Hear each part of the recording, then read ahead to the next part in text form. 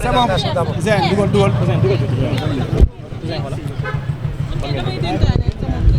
C'est bon gars yi. leen ko micro bi waay. jox ko Zin. Ana Ouzin. C'est bon pour tout le Allez-y, monde. ah, mais je ne réponds pas à une question qui n'est pas posée. D'accord. Voilà, maître, est-ce qu'on peut avoir un éclaircissement par rapport aux choses qui sont déroulées à l'intérieur du tribunal? Oui, le verdict d'abord, le tribunal a relaxé autant Badjakate que l'imam Cheikh Tidiane Ndao.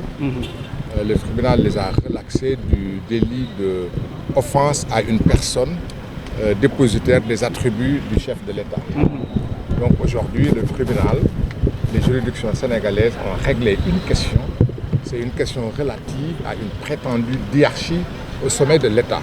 Il n'y a pas de diarchie au sommet de l'État. On a un président de la République qui s'appelle Bassirou Diomaye Faye, et il y a un premier ministre qui s'appelle Ousmane Sonko. Et Ousmane Sonko n'est dépositaire d'aucun attribut du président de la République.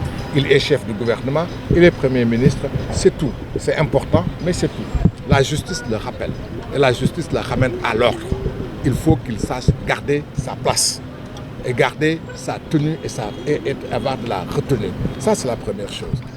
La deuxième chose qu'on peut retenir, Badjakate et Amadou Tidiane, Cheikh Ahmed Tidiane Ndao ont été condamnés pour diffusion de fausses nouvelles. C'est vrai, et pour ça, ils ont été condamnés à 3 mois de prison ferme. Ça semble être une peine d'apaisement, ça ne l'est pas. Parce que 3 mois, c'est la peine la plus cruelle qu'on peut prononcer contre une personne innocente. Parce qu'à supposer qu'on fasse appel avant que l'appel ne soit examiné, les 3 mois ont expiré. Donc c'est une peine presque incompressible. Alors que de notre point de vue, tous les deux, personne parmi eux n'est coupable de rien du tout. Et ce qui s'imposait, c'était le relax. En tous les cas, on fait appel. Mais ce qu'on peut retenir, même si au demeurant, nous n'avons pas encore le jugement à notre disposition, on peut s'interroger sur les faits qui constituent fausses nouvelles. Il y a 3 faits. Il n'y a que 3 faits. Il n'y en a pas 4. Ou plutôt, il y a 4 faits. Et il n'y a pas 4, il n'y a pas 5. Le premier fait, Badjakate rappelle que Ousmane Sonko a déclaré, tout le monde l'a entendu, lorsqu'il était dans l'opposition, que le premier acte de son gouvernement, c'est de criminaliser l'homosexualité. Il ne l'a pas fait. Le dire n'est pas une fausse nouvelle.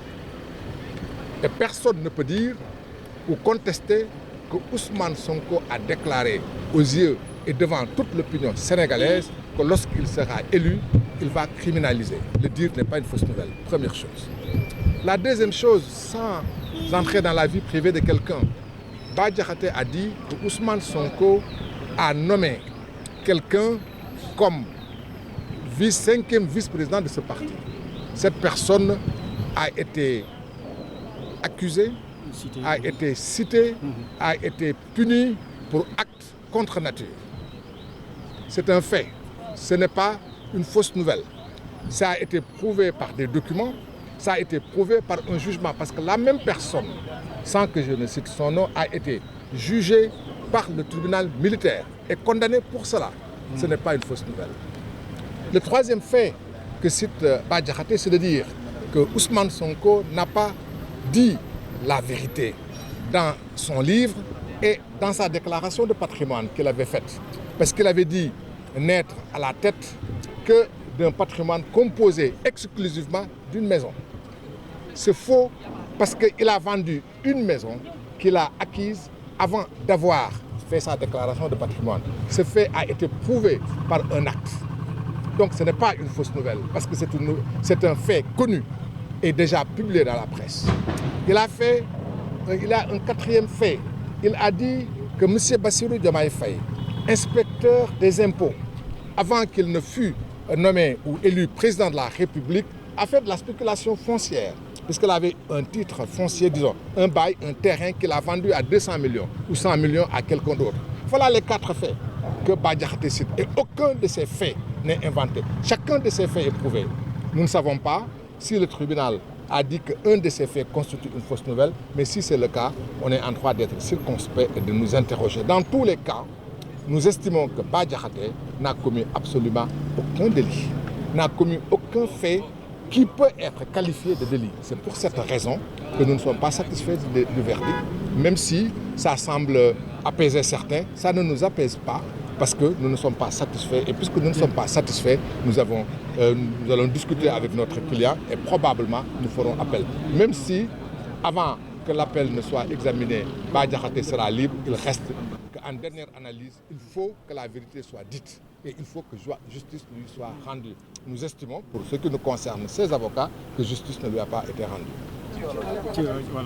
waaw li ñu mën a wax rek ci lu gàtt ci tënk mooy tribunal yaar la wax ci dogalam li jiitu ci dogalam tribunal dafa wax ne li ñuy wax ne que Bah Diakhaté ak Ahmed Tidiane Ndao dañu teg tuuma ci kaw nit koo xam ne kii dafa amee mandargay président de la république tribunal dindi na loolu tribunal nee na Ousmane Sonko yorul mandargay président de la république donte ne nag premier ministre la na yem ci premier ministre loolu la ko tribunal wax di ko wax ne ku nekk xam sa place am mooy premier ministre am na solo premier ministre lu rëy la lu am solo la waaye premier ministre la mooy chef du gouvernement du président de la république président de la république du Sénégal mi ngi tudd Bassirou Diomaye Faye et que donc tribunal nee na Ousmane Sonko amul sañ-sañ yoon mayu ko kattan bu muy ñëwee ci tribunal naan dañ ma teg tuuma ndax man maa yore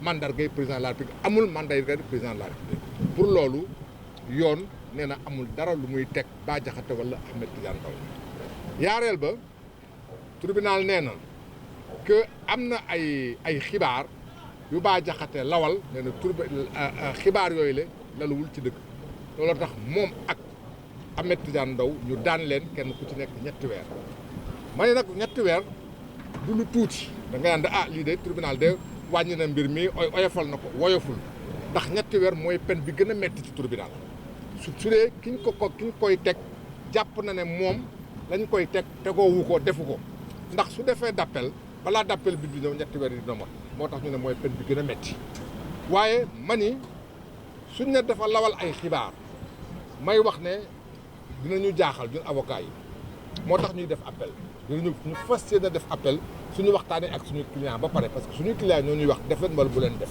ñun yaakaar nañ war nañ ko def mais dinañ ci waxtaan ba ñoom ñu dëggal ko may wax ne muy Bah Diakhaté ñeenti xibaar la tas xibaar bu jiitu Sénégal gi yëpp ñoo ko dégg Ousmane Sonko moo nekkoon ci opposition mu ne man Ousmane Sonko su ma ñëwee ñu falu li may jëkk def mooy mbirum ñaari tur yi dinaa ko gën a daan bi dinaa ko yokk Sénégal gépp ko dégg amul ku ko déggul Sénégal ba mu faloo deful loolu waxul loolu dafa ne mbirum ñaari tur yooyu le donte ne nanguwuñu ko waaye réew mi daal gëmm nañ ci suñuy bët ma ne gëmmuñu ci suñuy bët ndax gis nañu que ku ko fi def yi fu ñaari tur yooyu la yoon day dal sa kaw gis nañu nit kuñ doon jiiñ ne borom ñaari tur yi la ñu suul ko ba pare rob ko ca Kaolack ñu dem sulli ko lakk ko kon mënuñu wax ne waa Sénégal dañ ciy gëmm seen bët kon su loolu du xibaar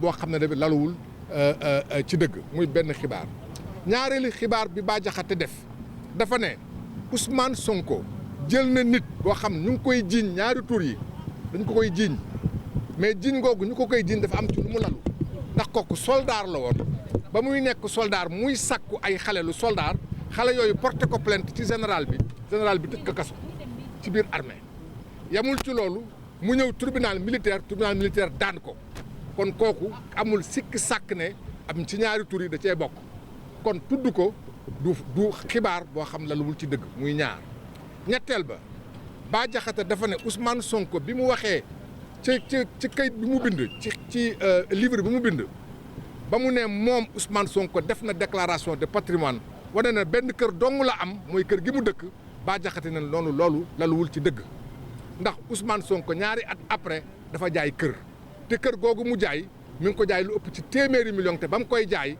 yooyu jamono mi ngi nekkul ci déclaration de patrimoine kon dëkk nëbboon mooy ñetteel bi kon loolu dëgg la ñeenteelu li mu wax mooy dafa ne Bassirou Diomaye Diakhar Faye laata mu doon président de la république amoon na kër gu mu amee woon kër googu daf ko jaay daana ko téeméer xaw ma ñaari téeméeri million loolu aussi tu dëgg la waaye dafa mel ni Bah Diakhaté dafa laalaake ndax ñi taxaw ne ñoom dañu jubal di jubbanti mel na ni ci mbirum jub dañ leen jàpp ndax képp koo xam li tubaab di wax spéculation foncière maanaam jël suuf di ko jaay ak di ci am alal ci loo xam suuf soo xam jënduloo ko wala boog dañ la ko jox loolu mooy spéculation foncière te ñu gis ne ñooñu ko def tey dañ ne Sénégal dañ koy jubal képp koo am suuf te tegoo ko ci yoon dañ koy nangu ci sa loxo te ñoom ñi ko wax laataa ñuy toog fa ñu toog dañu amoon suuf di ko jaay xëy na loolu la ñu bëgg tëj gémmiñu Bah Diakhaté ba kenn du ko fi wax waaye nag lu defu waxu lu di ay di njàmbat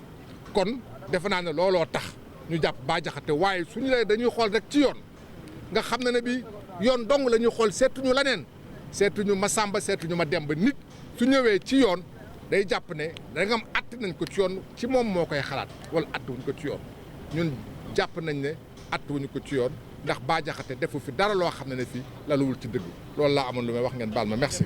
waa loolu wax naa ko ba pare.